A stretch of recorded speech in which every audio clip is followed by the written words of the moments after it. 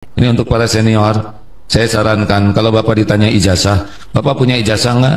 Nih, lihat sendiri, asli nggak, periksa sendiri, saudara mau ambil aja. Saya udah tua, udah malas ngurusin ijazah, gitu. Saya mau ngurusin kubur saya lapang atau tidak, husnul khotimah atau tidak. Saran saya kepada yang punya ijazah, begitulah. Udah urusan kita mau tinggal nunggu mati kayak gini. Usia umat Nabi itu antara 60-70. Kalau udah segituan, udah jangan usah rewel. Maksudnya jadi zikrullah gitu. Luar biasa. Ini ya disinyalir bicara ijazah Jokowi ya. Kalau bukan ijazah Jokowi siapa lagi? Ingat negara ini, jangan kelamaan. Jengkel. Ada terpidana nggak ditangkap-tangkap, kesal sekali, betul ini. Yang bukan terpidana ditangkap, apa nggak kesel? Tapi saya nggak mau ngomong karena udah barusan ngomong. Sehebat apapun prestasi institusi tersebut, bisa rontok karena yang satu ini bikin orang kesel. Ijazah nggak beres-beres ada. Kalau ingat itu jadi kesel. Mau demo udah tua ya, nggak takut kena batu. Jadi gimana? Zikrullah. Doakan, duh ya Allah, ijazah selembar aja di dunia, kalau dihisab sudah segitu repotnya, gimana di akhirat? Apalagi misalnya kalau ijazahnya nilainya 6 semua, saya di jalan urusan lihat kan ada tuh yang dibongkar, ternyata ya udah juga takdir Allah jadi kelihatan. Kalau Allah ngebuka pasti kebuka. Itu zikrullah nih. Assalamualaikum warahmatullahi wabarakatuh. Kasus ijazah palsu Jokowi. Nah, banyak tokoh-tokoh masyarakat akhirnya speak up terhadap kasus ijazah Jokowi. Kita lihat tadi Agim sudah bicara ya. Kenapa kasus ijazah Jokowi ini dibuat begitu ribet dan jelimet ya, padahal cukup gampang dengan memperlihatkan ijazah aslinya, selesai masalah. Nah, tidak hanya itu saja, yaitu mantan relawan Jokowi yang bernama Profesor Henry Subiakto. Dia sangat menyesal sekali yang dulu pernah membersamai atau membela mati-matian yaitu Jokowi. Jadi menurut pengakuan profesor ini ya, pada tahun 1980 masuk UGM itu sulit dan lulus di sana itu adalah suatu kebanggaan. Nah, yang menjadi aneh ya, ketika Jokowi dituntut untuk menunjukkan ijazah aslinya, tetapi malah Jokowi mencari-cari alasan ya, tidak mau menunjukkan ijazah aslinya. Sampai di pengadilan saja sering absen. Nah, dengan ditetapkan 8 tersangka kasus ijazah Jokowi, banyak tokoh-tokoh masyarakat ya mendeklarasikan yaitu untuk berjuang mendukung Rismon Syanipa, Roy Suryo, dan Dr. Tifa dan 5 teman-teman lainnya dalam menghadapi gugatan Jokowi yaitu pencemaran nama baik di pengadilan. Baik ya, coba kita dengar beberapa komentar netizen di sosial media. Profesornya beneran, Prof ya?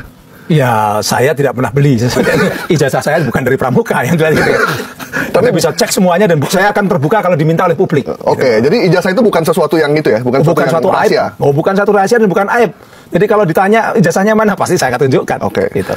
Kapan terakhir ketemu Mbak dulu ya? Neliti dulu. Ijazahnya diteliti kan? Nah, itu yang enggak. Itu yang enggak. Tapi saya termasuk tahun 2017 itu membela Pak Jokowi ketika tentang ijazah ini. Jadi kalau di Facebook saya sempat di feeding oleh teman-teman beliau bahwa ini loh foto-fotonya Pak Jokowi ketika di UGM. Saya taruh di medsos saya. Itu. Cuma memang sekarang menjadi lebih kontroversi lagi ya. Kalau dulu kan kita percaya nih foto-foto ini benar-benar di UGM.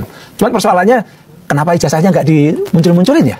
Saya ini kan junior dia di UGM. Jadi kenapa saya bela beliau? Satu, kesederhanaan, kedua sama-sama UGM. Spirit the Corps ya? Nah, ada Spirit the Corps tadi kan, sama-sama UGM. Beliau lulus katanya 85, saya lulus 87, 2 tahun. Tapi lama-lama saya mikir, Pak Jokowi kok aneh ya? Lulus 85 dari eksak. Kan eksak itu kehutanan itu. Yeah. Saya ini ilmu sosial. Saya itu lulus 87 itu tercepat di angkatan saya. Oke. Itu pun 5 tahun. Tercepat berarti apa? Nilai saya bagus. Nggak mungkin lah tercepat nilai jelek. Prof kan tadinya mendukung Pak Jokowi. Tapi sekarang karena rezimnya udah berubah atau apa nih? Atau Prof lagi butuh uang atau gimana, Prof? Loh, saya itu sekarang ini sedang menikmati kehidupan dan juga punya jabatan yang cukup bagus kan. Nggak perlu dengan kekuasaan. Itu justru ingin saya sampaikan. Yang namanya profesor, guru besar itu tujuan semua dosen itu ingin jadi guru besar. Itu jabatan tertinggi. Dan sudah saya dapatkan hampir 10 tahun ini, gitu loh. Jadi itu udah yang saya syukuri. Dan saya yakin gaji saya mungkin bisa 5 kali lebih banyak dibandingkan gaji orang biasa, gitu lah. Jadi ini murni idealisme ya? Oh iyalah.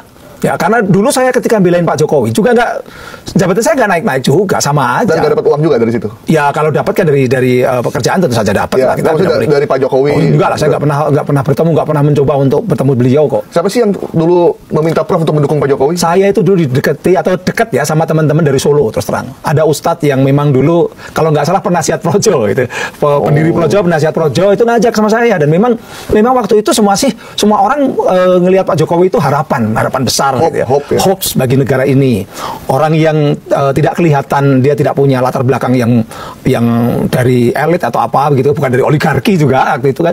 Tiba-tiba bisa jadi setelah wali kota, jadi gubernur, jadi presiden, itu harapan kita. Dan semua orang mengimpikan bahwa orang-orang kecil kalau bisa kayak Pak Jokowi gitu loh kan. Waktu itu kan begitu. Gitu. Tapi yang terjadi ternyata kan di akhir-akhir jabatannya, terutama di periode kedua, itu kita mulai kritis pada beliau. Yaitu terutama adalah kenapa harus membangun infrastruktur yang kadangkala lebih melihat dari sisi ambisi dibandingkan dengan fungsi dan kemanfaatannya kan begitu. Maksudnya IKN sama WUS gitu. Kayak IKN, kayak WUS, kayak yang ada di Jawa Barat itu. Bandara Kertajati begitu kan. Itu kan juga banyak sebenarnya. Banyak sekali yang dia kerjakan itu nampaknya memang tidak dipikirkan secara lebih matang gitu, sehingga negara ini yang rugi. Tapi yang paling fatal adalah justru di luar persoalan struktur. Apa itu, Prof? Ya, perilaku politiknya yang flip flop, kalau istilahnya itu political flip flop. Jadi dia berubah, bilang kalau anaknya tidak tertarik politik kan begitu kan, belum cukup umur, dan itu kan jejak digitalnya jelas. Tiba-tiba ternyata anaknya jadi wali kota Solo, kemudian menantunya di Medan dan sebagainya. Bilang katanya tidak akan mendukung atau mendorong anaknya untuk jadi pejabat, atau ternyata jadi calon wakil presiden. Dan itu menggunakan manipulasi, rekayasa di MK dan sebagainya. Ini kan tercatat sejarah. Nah, apalagi sekarang persoalan latar belakang beliau mulai diungkap. Bagaimana mengenai ijazah, bagaimana mengenai anaknya yang sekolahnya juga bermasalah gitu. Kalau saya sebagai Pak Jokowi, saya alumni UGM sama dengan beliau, 2 tahun setelah beliau. Kalau ditanya mana ijazahmu, ya kita bangga lah. Dulu itu kalau namanya kuliah di Gajah Mada itu bangga sekali. Iya. Saya tuh sangat bangga dulu kuliah di Gajah Mada itu. Sehingga kalau ditanya itu ya punya ijazah dulu tuh ya, karena istri saya UGM juga. Punya ijazah UGM tuh kayak ijazah masa depan gitu. Oh iyalah. Semua orang masuk UGM aja udah masa depan. Itu banyak orang mau nyari kita jadi menantunya kan gitu kan. UGM itu kebanggaan waktu itu. PTN Perintis 1 itu kebanggaan. Jadi kalau ada orang aneh nggak mau nunjukin itu kan, ya akhirnya kami mulai hesitate juga, ragu-ragu juga. Prof, kan? Emang sejak dulu Prof kenal nggak kelihatan tanda-tanda ambisi flip-flop segala macam? Belum kelihatan, sama sekali tidak. Bahkan sangat sederhana. Pak Jokowi itu pernah cerita sama saya ketika ketemu di Solo ya, ketika mengantar nonton wayang itu sampai malam itu. Siangnya ketemu sama saya itu cerita tentang rumah di Roji Gandrung itu katanya angker, gitu kan. Lucu dia, bahwa saya pernah itu di sini malam-malam, di belakang ada wujud perempuan pakai baju putih, rambutnya panjang. Saya lari, ternyata Mas mau kemana? Ternyata istri saya. Dia ternyata begitu waktu itu. Wah, orang ini ternyata punya sense of humor gitu kan. Itu yang membuat kita ini sangat merasa bahwa ini orang sederhana gitu ya. Tapi ternyata ketika jadi presiden kok berubah. Apa yang membuat berubah menurut Prof? Ya kekuasaan. Kekuasaan itu bisa memabukkan, kekuasaan itu juga bisa membuat orang berubah. Assalamualaikum warahmatullahi wabarakatuh. Selamat malam semuanya. Dengan meningkatkan status 8 orang yang terdiri dari 2 klaster kemarin, Polda Metro Jaya sudah menjadi termul, sudah menjadi ternaknya Mulyono. Padahal bertahun-tahun, puluhan tahun, semua fasilitas, semua gaji mereka itu yang bayar rakyat, bukan Jokowi, bukan Mulyono. Itu kalau saya mengikuti teori dari Pak Susno Dwaji ya, dicermati semua video saya. Karena kalau menurut teorinya Pak Susno Dwaji, bukan hak Polda Metro menentukan asli dan palsunya sebuah ijazah. Saya lanjutkan ini, Ustaznya. Itu lembaga yang bergerak adalah PTUN, Petun Pengadilan Ketatasan Negara. Kalau saya berpatokan pada teorinya Pak Susno Dwaji, tidak salah saya mengatakan bahwa Polda Metro Jaya itu sudah jadi termul, sudah jadi piaraannya Jokowi. Iya enggak? Nah ini untuk Kapolda Metro Jaya, coba klarifikasi ke Pak Susno Dwaji. Teorimu yang mentersangkakan Rismon CS dan lain-lain, atau teori Pak Susno Duaji yang benar. Coba tuh diuji. Biar fair, jadi predikat Kapolda, Polda Metro sebagai termul itu bisa dihilangkan. Kalau Polda Metro Jaya bisa mengcounter atau bisa mengklarifikasi kalimat dari Pak Susno Duaji. Seperti itu, traktir. Adalah hal sebuah kewajaran ya kalau banyak dukungan buat Roy Suryo dan kawan-kawan ya, Dr. Tifa, Dr. Rismond dan 5 tersangka lainnya. Jadi begitu. Dan ini memang harus kita dukung ya. Harus kita dukung, harus kita support ya. Kita bisa dukung lewat doa ya gitu, lewat moral, lewat segala macam lah gitu. Ini seperti itu. Dan kita memang harus bergerak bersama, kita harus melawan itu, benar itu. Jadi begini, bukan tanpa alasan banyak dukungan yang mengalir terhadap Roy Suryo dan kawan-kawan lainnya. Karena apa? Seorang Profesor Jimli Asihidik ya itu, dan sekarang itu kan menjabat sebagai Ketua Percepatan Reformasi Polri ya. Beliau saja dalam waktu kesempatan di acara pernikahan kalau nggak salah, beliau tuh menepuk pundaknya Roy Suryo dan bilang seperti ini. Ini saya cuma mengulang kalimat beliau. Beliau bilang begini, lama-lama saya percaya juga ya kalau ijazah itu palsu. Jadi seperti itu. Dan itu juga diperkuat ya, oleh Purnawirawan Jenderal Ugroseno. Begitu juga Purnawirawan Jenderal Susno Duaji. Beliau juga ngomong seperti itu, dia juga memberikan dukungan. Jadi tidak selayaknya yang memberikan klarifikasi bahwa ijazah Jokowi asli itu hanya pengadilan, bukan pihak Polri. Ini beliau yang bilang ya, itu Bapak Susno Duaji. Jadi seperti itu. Makanya kalau masyarakat banyak dukungan kepada Roy Suryo dan kawan-kawan lainnya gitu kan ya. Terus bahkan bukan masyarakat saja ya, tapi juga berbagai akademisi, berbagai lawyer gitu kan ya. Terus berbagai lapisan masyarakat dalam bentuk organisasi atau apapun, banyak dukungan mengalir kepada beliau ya, kepada Roy Suryo dan kawan-kawan lainnya. Jadi memang benar-benar nih kita memang harus bergerak bersama, kita lawan ini benar-benar nih. Karena apa? Memang benar-benar ini sudah keterlaluan sekali ini ya. Jadi mereka itu seorang akademisi, mereka itu kan mempertanyakan keabsahan Jokowi itu asli atau tidak. Ini malah dikriminalisasi dan dijadikan tersangka. Makanya benar ya kalau dukungan itu banyak mengalir terhadap Roy Suryo dan kawan-kawannya, dan kita salah satunya juga harus mendukung pergerakan ini. Ya, kita lawan. Nah, jadi kita tidak bisa berpegang kepada UGM, bahwa UGM mengatakan itu asli. Kenapa tidak bisa berpegang pada itu? Karena UGM yang dipersoalkan oleh Pak Roy Suryo CS gitu. Nah, tidak bisa UGM menghakimi dirinya sendiri mengatakan itu asli, dan tidak bisa juga aparat penyidik mengatakan itu salah, yang ini yang benar. Oke, kan kita tidak mendengar juga pengumuman dari Polda Metro Jaya apakah objek yang dipersoalkan, yaitu ijazahnya Pak Jokowi, itu sah atau tidak, atau asli atau tidak. Itu tidak kita dengar gitu. Karena kalau saya berpandangan ya bahwa karena objek daripada perkara ini adalah ijazah gitu. Untuk dapat menentukan apakah mereka yang tergolong dalam sekian klaster menjadi tersangka itu terbukti melakukan pelanggaran Undang-Undang ITE atau terbukti mencemarkan nama baik seseorang, itu harus dibuktikan dulu objek yang dipersoalkan. Yang dipersoalkan adalah ijazah.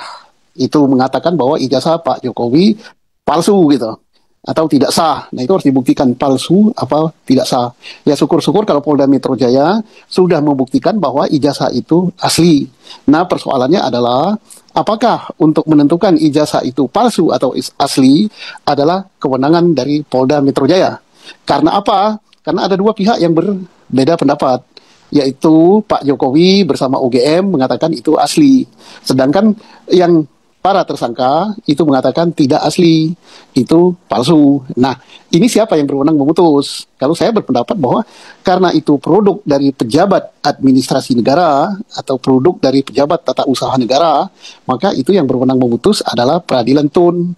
Jadi bawa ke Mahkamah Peradilan Tun yang akan menentukan apakah produk dari pejabat Tun berupa ijazah yang dipegang Pak Jokowi itu asli atau tidak. Kalau itu tidak asli, maka Pak Roy Suryo CS tidak bisa dijadikan tersangka. Yang dijadikan tersangka adalah orang yang memegang ijazah yang tidak asli itu. Tapi kalau itu asli, kata pengadilan, maka benar mereka dijadikan tersangka. Karena apa?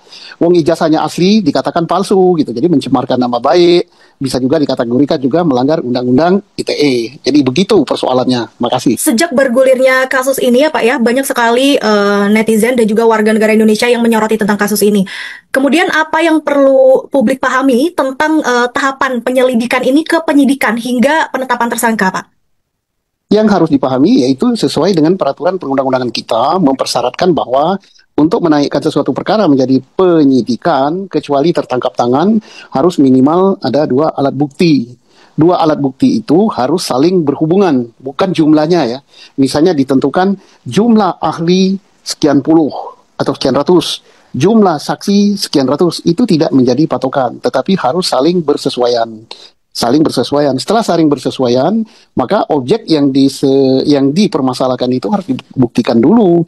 Yang dipermasalahkan adalah ijazah itu menurut Pak Roy Suryo, Pak Rismond, Ibu Dr. Tepa, dan lain-lain itu palsu atau tidak sah. Tapi menurut Pak Jokowi itu asli atau sah. Nah, mana yang benar? Maka itu harus diuji berdasarkan undang-undang. Kalau di kita peradilannya adalah peradilan tata usaha negara, karena ijazah itu adalah produk daripada pejabat tata usaha negara. Silakan diuji. Nah, ujinya melewati peradilan TUN. Nah, kalau sudah tercukupi bahwa betul ijazah itu palsu atau betul ijazah itu asli, maka kesimpulannya kalau palsu, maka Pak Roy Suryo CS tidak bisa jadi tersangka. Kalau terbukti ijazah itu asli, maka Pak Roy Suryo CS ya jadi tersangka karena mengatakan sesuatu yang tidak benar gitu, apalagi sampai dipublikasi lewat media sosial dan sebagainya. Maaf, saya menyatakan apa yang menurut saya, menurut pandangan hukum ya. Saya sama sekali tidak memihak pada Pak Jokowi, sama sekali tidak memihak kepada Pak Roy Suryo ya. Nah, itu yang saya pahami ya. Tapi nggak tahu kalau Polda Metro Jaya mempunyai pemahaman lain atau mempunyai alat bukti lain yang saya tidak tahu gitu. Maaf, saya ini orang kampung gitu. Tidak begitu paham ya, karena saya tidak lagi menjadi bagian dari penyidik begitu.